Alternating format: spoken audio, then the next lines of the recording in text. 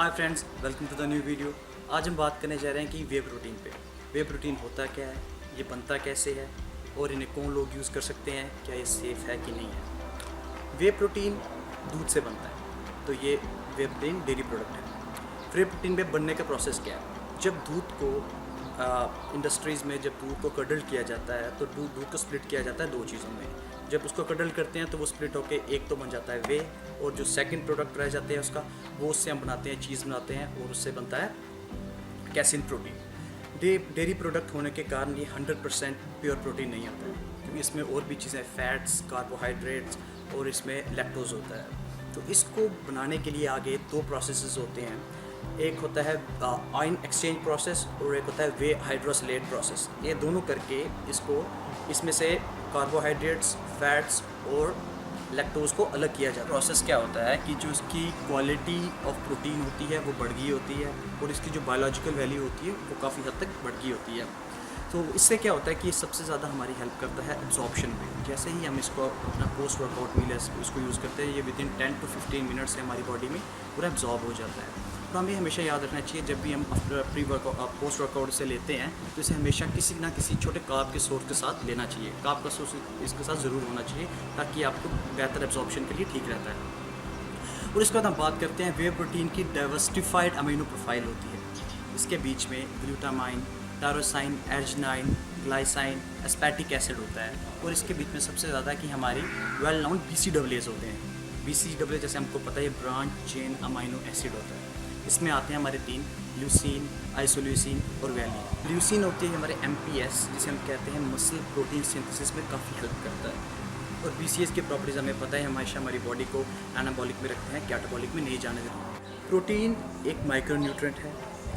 जैसे हमारे 3 माइक्रोन्यूट्रेंट होते हैं, हमें पता है प्रोटीन, फैट्स और carbohydrate. Protein is the first of the micronutrient. Protein हमारे लिए लेना ज़रूरी है क्योंकि प्रोटीन हमारी बॉडी में बिल्डिंग ब्लॉक्स बनाता है। जब हम एक्सरसाइज करते हैं तो जो हमारा मसल फाइबर टूटते हैं एक्सरसाइज के दौरान, उन्हें प्रोटीन रिपेयर करता है। अब हम लेते हैं वो इंपॉर्टेंट क्वेरीज जिनके लिए हमेशा हमें क्वेश्चंस होते हैं वे प्रोटीन के रिलेटेड। पहला क्वेश्चन ये है कि क्या वे प्रोटीन इंपॉर्टेंट है? हाँ जी, वे प्रोटीन इंपॉर्टेंट है। इंपॉर्टेंट किस सेंस में है कि लाइक एक्सरसाइज के बाद मसल फाइबर को रिपेयर करने के लिए, ताकि आपकी बॉडी रिपेयर हो जाए नेक्स्ट डे के लिए एक्सरसाइज करने के लिए, और आपका वो जो मसल है उसकी ग्रोथ हो, इसलिए प्रोटीन इंपॉर्टेंट है। सेकंड चीज़ हमारी ये रहती है, क्या वे प्रोटीन सेफ़ है? सबसे ज़्यादा हमारे इंडियन कम्युनिटी में काफ़ी क्वेश्चन यही होते हैं कि हम ये सभी जानना चाहते हैं क्या वे प्रोटीन लेना सेफ़ है। हाँ जी, वे प्रोटीन लेना बिल्कुल सेफ़ है, क्योंकि वे मतलब दूध सबके लिए सेफ़ है। चाहे कोई प्रोटीन हर एज ग्रुप के लिए सेफ़ है, चाहे वो 17 ईयर्स का है कोई, चाहे 25 का है, चाहे कोई 50 ईयर्स का है, प्रोटीन सबके लिए सेफ़ है। तीसरी चीज़ आती है कि हमें वे प्रोटीन यूज़ करने से कोई साइड इफ़ेक्ट हो सकता है? हमें नहीं, बिल्कुल भी नहीं।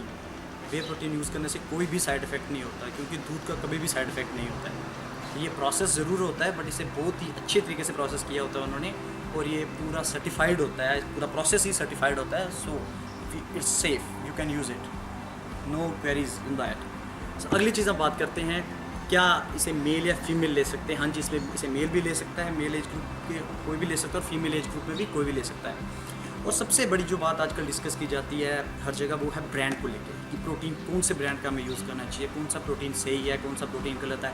ऐसा कुछ नहीं होता है। प्रोटीन और ब्रांड बहुत अलग अलग चीज़ है। प्रोटीन इंग्रेडिएंट है जो हमें यूज़ करना है, ब्रांड एक अलग चीज़ है। ब्रांड है कंपनी जो उसे बना रही है। मार्केट में बहुत सारी कंपनीज होती हैं, जैसे हमें पता है। सो आप उस चीज़ में मत पड़िए कि मुझे कौन सा ब्रांड लेना है, क्या लेना। आपको ये सबसे पहले तो ये पता होना चाहिए कि मुझे प्रोटीन लेना है। और अगर ब्रांड पे जा रहे हो तो कोई भी आप इंटरनेशनल ब्रांड ले सकते हैं, कोई भी US मेड ब्रांड ले सकते हैं, वो सारे ट्रस्टवर्दी ब्रांड है। और सब में, और आप उसमें ये देखिए कि जो भी आप प्रोटीन ले रहे हैं सिर्फ उसमें सिर्फ प्रोटीन ही हो, प्रोटीन हो, और उसमें अमाइनोज जो कि उसमें आते हैं वही हो, और उसके अलावा कोई भी एक्स्ट्रा चीज़ें ऐड ना की हो उन्होंने।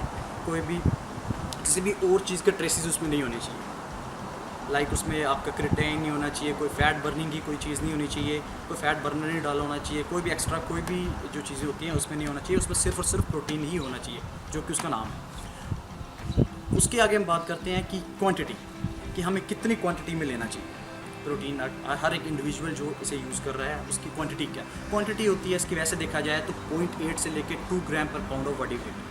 बट ऐसा होता है कि लाइक ये आपका लेवल पे भी डिपेंड करता है कि आपकी बॉडी बिल्डिंग के में किस लेवल पे हो आप स्टार्टर हो, आप इंटरमीडिएट हो, या आप एक्सपर्ट हो।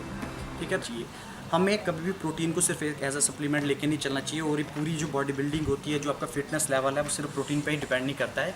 ये हमारा पूरा मैक्रोज होना चाहिए, बॉडी के जो पूरे मैक्रोज होते हैं पर डे में, जैसे कि आप कार्ब्स कितने ले रहे हैं, फैट्स, हेल्दी फैट्स कितने ले रहे हैं, आप माइक्रो न्यूट्रिएंट कितने ले रहे हैं। माइक्रो न्यूट्रिएंट भी हमारे लिए लेने बहुत ज़रूरी हैं, बट ये हमारी बॉडी जैसे खुद नहीं बनाती है, तो इसे हमें एज अ मल्टी वाइटामिन जिसे हम कहते हैं, उसे मल्टी वाइटामिन के रूप में ले सकते हैं।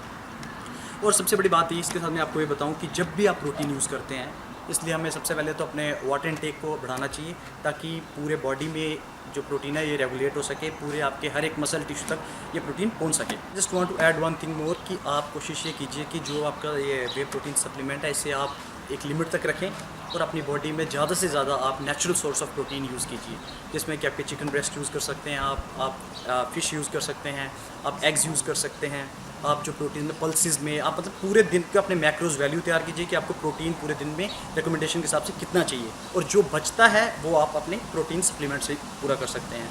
क्योंकि सप्लीमेंट्स जो होते हैं, इन्हें ये मैजिक, इसमें कोई भी मैजिक नहीं होता है, ये सिर्फ हमारी बॉडी के लिए ऐड ऑन होते हैं, ये सिर्फ हेल्प करते हैं कुछ हद तक। अगर आप बट ये सारी जो मेन चीज़ डिपेंड करती है, ये आपकी पूरी ओवरऑल दिन की न्यूट्रिशन डिपेंड करती है, आपका वर्कआउट शेड्यूल डिपेंड करता है, और सबसे पहले you should have a plan कि मुझे कौन सी चीज़ कितनी यूज़ करनी है। आई होप गाइस मैंने आपके तकरीबन हर क्वेश्चन का इस वीडियो में आंसर दे दिया है, और मैं चाहता हूँ अगर आपको ये वीडियो पसंद है तो प्लीज़ इसे शेयर कीजिए, लाइक कीजिए और कमेंट कीजिए अगर आपको कोई भी क्वेरी है इसके regarding. So please and don't forget to subscribe my channel. Thanks a lot for watching.